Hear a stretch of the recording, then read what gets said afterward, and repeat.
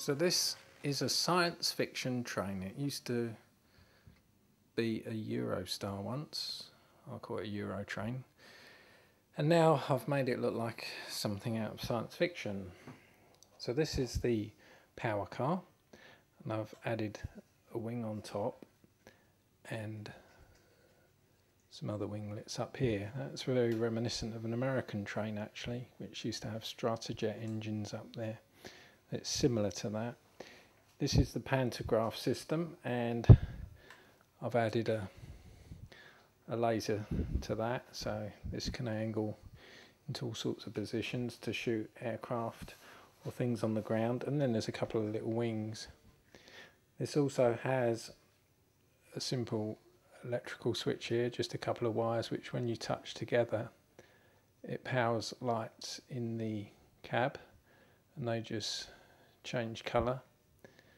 Very odd, very sci-fi. This is the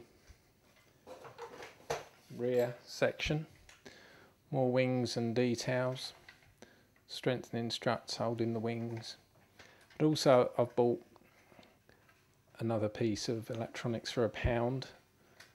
The other one was £1 as well. And this is a torch, a mini torch, and the switch is actually on the back here, and when I push that, that will light up 6 LEDs, which makes the engine glow like a sort of rocket glow. Here are the coaches. They've got 10 LEDs in here. There's a little switch in here off the battery pack, and if I switch that on, that switches on the LEDs in the coach. So that's powered separately also. Incidentally, if ever you want to get these apart, the power and dummy car are quite easy. There's just 2 screws to undo and then they clip apart. The coaches are a little more fiddly.